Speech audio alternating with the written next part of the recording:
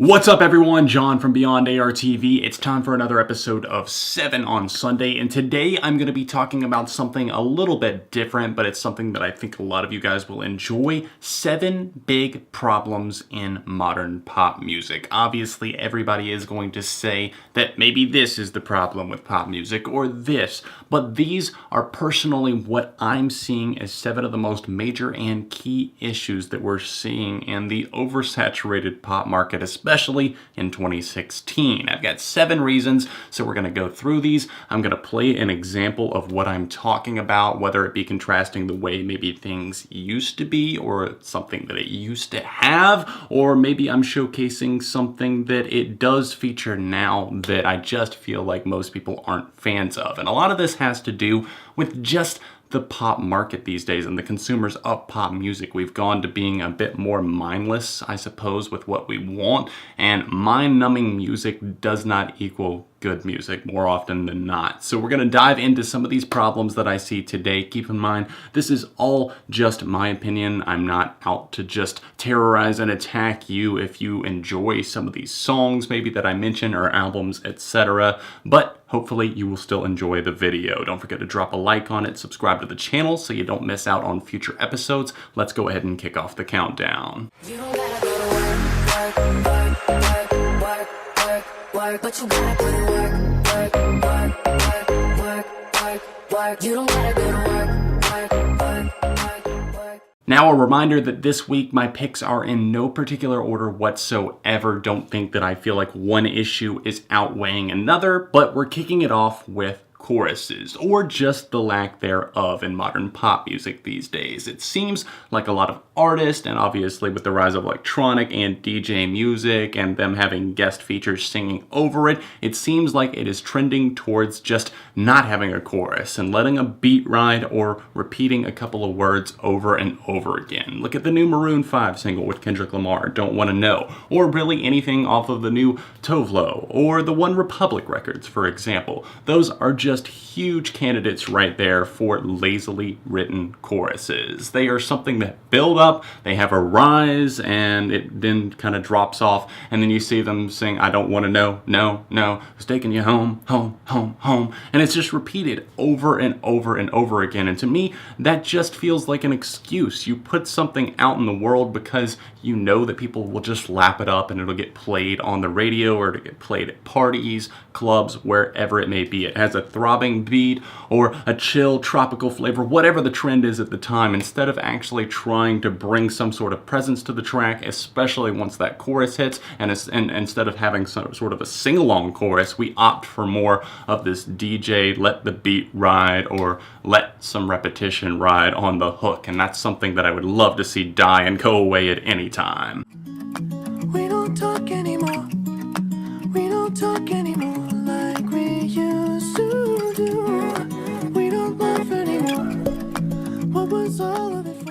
Guitars are a big one for me because I feel like they are both over and underutilized. And I say overutilized in the sense that we get the kind of white guy with acoustic guitar syndrome that goes on. I mean, look at Charlie fucking Puth putting out cutesy little songs like We Don't Talk Anymore, one of the worst songs of 2016, easily right there. It's used in the sense that it's just like, hey guys, we're in the writing room here, we don't know how to bring out emotion in any other way than just settling it down. We don't know how to do a slow song without an acoustic guitar, so let's just throw it together. Sounds like something that was lazily made in just GarageBand or whatever program they might be editing with. It feels like the guitar, and the acoustic guitar primarily, is used as something to slow the mood. I mean, look at Tovlo's song Vibes on her new one that just really tries to chill things out and make it a mellow track, but it doesn't add anything. It's just like, has anyone ever listened to a Church's record? Can we realize that synthesizers can bring out emotion as well? Carly Rae Jepsen? I mean, seriously, there's a lot of pop artists that are doing things right, but at the same time, they're not getting the kind of love and attention. I mean, Carly Rae and Church's barely get recognized, whatever you're talking about that in comparison to Charlie Puth or what have you in 2016, especially especially, and I'm seeing this coming out and just really needs to be utilized in a different way. If you think back to 2007, 2008, 2009, artists like Katy Perry, Kelly Clarkson, and even Maroon 5 on their excellent record It Won't Be Soon Before Long were using guitars in their music but also working in the electronics, but they were keeping it a nice mix, and they were still, once again, having choruses, adding in guitars. I mean, listen to Hot and Cold. There's guitars, electric guitars burning the entire time the chorus is roaring, and it makes it even catchier. It adds an extra punch. And we saw the producers like Dr. Luke still adding those things, wanting those things in music. And it's just like all of a sudden, once 2011 or 12 rolled around, after that little indie breakthrough that we saw with bands like Fun, Gautier, the artist there, obviously he had a huge hit, and the Lumineers, Mumford & Sons, once that little revival went away, we just decided to completely do away with it. And I'm just like, please, can we just, in our traditional pop music, even like Kelly Clarkson to Selena Gomez, can we please just get some guitars back in the mix?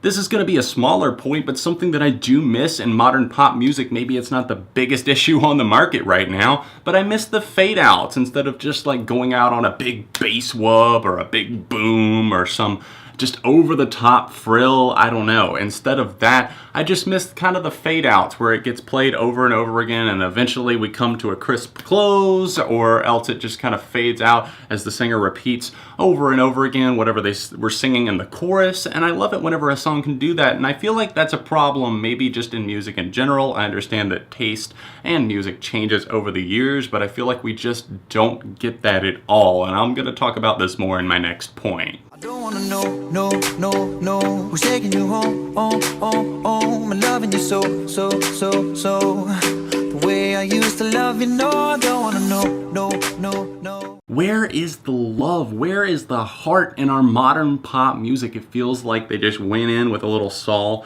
cut it out, and just removed all of the guts. Not just the heart, but all of the guts, and just put them over in a corner somewhere. And now we're just living with the mangled mess that's kind of somehow surviving, and that's 2016's pop music in a nutshell. I know it's a bit grotesque, but on the nose, I would say so. 5, 10, 15 years ago, pop music thrived on a message of just relatability, whether it be emotional or uplifting, whatever it might be. I mean, Bad Day by Daniel Powter, cheesy as hell, but still, at least there's something there. How to Save a Life by The Fray, still a great tune that connects years later. I'm With You by Avril Lavigne, a soaring ballad that got played on the radio, tons of love, very popular, but now cuts like that hide as the B-sides almost, and the ones that are just almost considered rarities, because with pop music, who's really listening to the albums these days other than the critics? I mean, Camouflage by Selena Gomez, a fan-fucking-tastic ballad. If you guys have never heard that, it never got any love. Obviously, that's not getting released as a single. Who knows? I guess it still could. Revival has been out for about a year now, but I don't anticipate that happening, at least not with the remix, because God knows we can't listen to anything on the radio without a throbbing, pulsating beat in the background. It just kind of almost brings a tear to the eye of frustration, because I'm just like, these are the songs that actually connect. This is what people want to hear, especially people in their teenage years that are listening to pop music. They need something they can connect to rather than just something with no depth. And as we move more and more towards these songs that really just have nothing, I think of songs that have been released this year. Obviously, there's like a lot of pop that's very popular.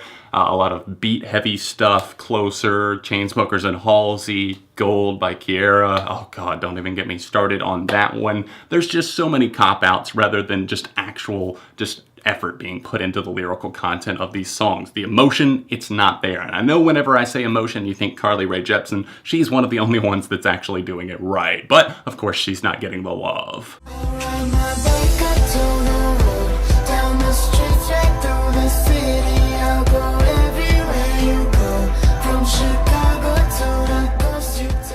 My next point, once again, builds upon my last, and that's realism in pop music. I feel like we don't get a realistic view of what life is from songs these days. It glorifies partying or whatever movement or trend it might be at the time, and they sing about things that are just so unreachable and unattainable for the most part. It just gives people a false notion of what to expect growing up, or else they just feel a bit jaded as a result of it. They cannot connect to this music because it's not talking about things that they know and love, and that's why we had realism in pop music. You look all the way back to the 60s with bands like the Beatles, and then you move to the 70s, Fleetwood Mac, the Carpenters. The 80s, still we're seeing all of this stuff with messages that people can feel and connect to. There's ballads and there's songs that are definitely more fun oriented, but at the heart of it, there's still a huge effort, I felt like, in the pop scene. There were songs that people still listen to 10 years from now, but seriously,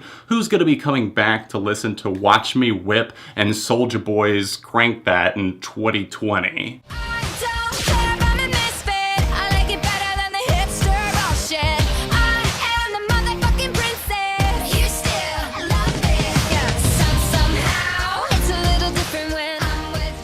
Chances are, if you make the mistake of turning on the radio these days on your drive to work or school, whatever it may be, you're probably going to regret it because you're going to be hearing the same things over and over and over again. People constantly copy and paste, lift lyrics, lift beats, and everything is sounding very, very similar. And this is what I'm talking about with trends. With the rise of the internet, it's made it much easier for people to just process everything and just replicate things, I suppose. It gives them programs and editing software that makes everything easy. And then of course sampling has gotten quite heavy as well. It's seriously very frustrating as a big music fan that grew up in the time where we saw a variety of music getting popular, but now we can only be okay with a few different styles that at their core are all pretty much the same. Please, music fans, you branch out. Maybe mainstream will realize that they will have to as well.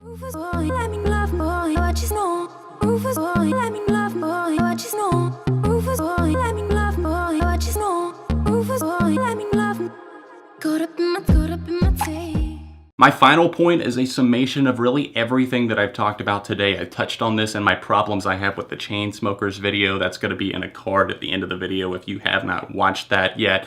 But it's a lack of effort from the artists, the producers, the writers. You see 20 writers on a song these days. Something for Britney Spears on her new album, Glory. I mean, just look at the songwriting credits. Seriously, go over to the Wikipedia page. I think you'd be a bit surprised with the amount of writers there. You see like 20 people to write one song, 5 producers, and then the song just sounds like everything else. So it's just like, you're telling me that 20 people contributed to this in some way, some shape, or some form, but they couldn't make it stand out at all. That is the overall lack of effort that I'm talking about, and we have to change that. I get so bored listening to these songs, and I stayed away from pop music for the most part in 2016. I mean, yeah, I listened and reviewed some albums, but for the most part, I was staying away from the radio, staying away from whatever was on like the Apple Music or the Spotify charts, because I just didn't care. I was hearing some of it, and I was like, what would make me want to hear more? And listening through some of these songs, preparing for my worst of 2016 songs list, it's just completely mind-bending, very, very aggravating, headache-causing type stuff. I hope you guys enjoyed the video today, guys. Keep in mind, this was all just my opinion. Thanks for watching this episode of 7 on Sunday. Smash that like button, subscribe to the channel because friends don't let friends go unsubscribed, and you can click right here to see last week's episode of 7 on Sunday, or you can go over here to see problems I have with the Chainsmokers. Thanks for being here, sticking with Beyond ARTV. I will see you guys very soon.